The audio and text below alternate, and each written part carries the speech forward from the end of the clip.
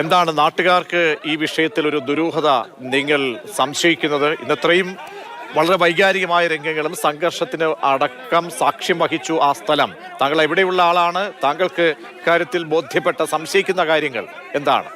നമ്മൾ സംശയിക്കുന്നതെന്ന് പറഞ്ഞാൽ കഴിഞ്ഞ വ്യാഴാഴ്ച, അതായത് 8-ാം തീയതി വ്യാഴാഴ്ച ഒന്നാണ് ഇവിടെ ഈ ഗോവൻ സ്വാമി എന്ന് പറയുന്ന ഒരു ക്ഷേത്രം, അവരൊരു കുടുംബക്ഷേത്രം പോലെ നടത്തിക്കൊണ്ടു പോകുന്ന ആ ഒരു ക്ഷേത്രത്തിൽ നിന്ന്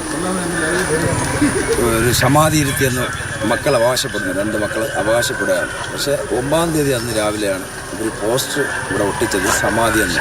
ആ സമയത്ത് സാധാരണ ഒരാൾ സമാധി ഇരിക്കുമ്പോൾ സ്വാഭാവികമായിട്ട് ഉത്തരവാദിത്തപ്പെട്ടവരെ അറിയിക്കുക, കുടുംബങ്ങളെ അറിയിക്കുകയൊക്കെ ചെയ്യണം. അങ്ങനെയൊന്നുമല്ല. അദ്ദേഹം 2 മക്കളും ദുരൂഹത ഉണ്ട്. 9-ാം തീയതി തൊട്ട് നാട്ടുകാർ എന്നുള്ള നിലയ്ക്ക് ഞങ്ങൾക്ക് അത് സംശയമുണ്ടായി.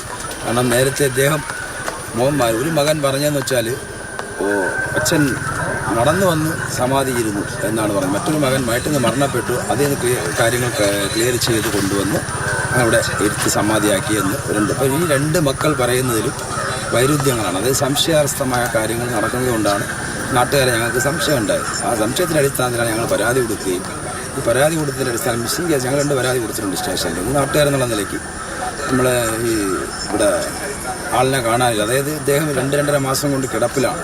അതിവിടെ എല്ലാവർക്കും അറിയാം.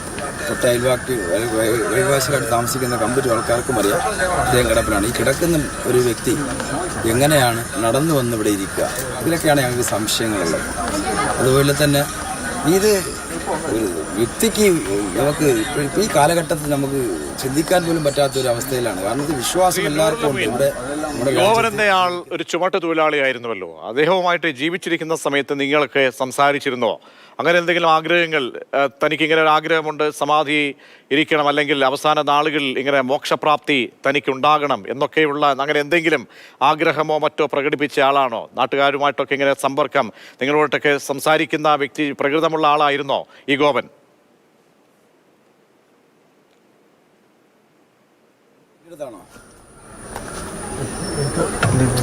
ഹലോ, ഗോവൻ, ശ്രീ നൂറുലമീൻ പറഞ്ഞോളൂ. ഗോവന്റെ കാര്യമാണ് ചോദിച്ചത്.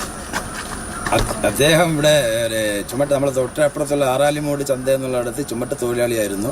ആ കാലഘട്ടത്തിൽ നമ്മുടെ മേഖലയിലുള്ള 4-5 പേരുമായിട്ട് അദ്ദേഹത്തിൻ്റെ ഒപ്പം സഹപാഠികളെ പോലെ വർക്ക് ചെയ്ത ആൾക്കാരുണ്ട്. BMSൻ്റെ തൊഴിലാളിയായിരുന്നു അദ്ദേഹം. ആ സമയത്ത് ഒരു സ്വാമിയൊന്നും അങ്ങനെ ഒന്നും ആർക്കും അറിയില്ല. ഇവിടെ ആരെടുത്ത് അദ്ദേഹം ഇങ്ങനെ ഇരിക്കുന്നതായിട്ട് പറഞ്ഞു. വീട്ടുകാർക്ക് മാത്രമേ അറിയാവൂ എന്നാണ് മകൻ പറയുന്നത്. വീട്ടിൽ അമ്മയുടെ അടുത്ത് പറഞ്ഞു, അച്ഛൻ്റെ അടുത്ത് പറഞ്ഞു, മറ്റാരടുത്തും പറഞ്ഞതായിട്ട് ഇവിടെ നാട്ടുകാരനായ അയൽവാസികൾക്ക് ആർക്കും ഇതേക്കുറിച്ച് അറിയില്ല.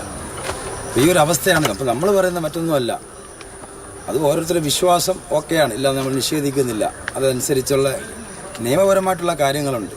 ഈ സമാധി ഇരിക്കുന്ന ഒരാൾക്കുടെ ആഗ്രഹം ഉണ്ടെങ്കിൽ അത് അറിയിക്കേണ്ട നിയമപരമായിട്ട് കാര്യങ്ങളുണ്ട്. അത് അറിയിച്ചുകൊണ്ട് സമാധി ഇരിക്കുന്നത് പറ്റില്ല. ഇതൊരു സുപ്രഭാതത്തിൽ ആരും അറിഞ്ഞില്ല. ഒരു സുപ്രഭാതത്തിൽ വന്ന് പോസ്റ്റർ ഒട്ടിക്കുക സമാധി എന്ന്. മെനങ്ങാന്ന് വരെ അദ്ദേഹത്തിൻ്റെ അവിടെ വീട്ടിലുണ്ടായിരുന്നു.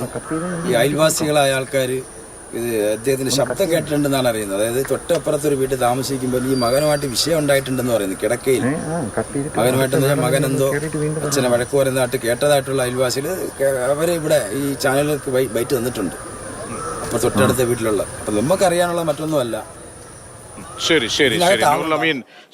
നാട്ടുകാരുടെ സംശയങ്ങളാണ് അവർ ഉയർത്തുന്നത്.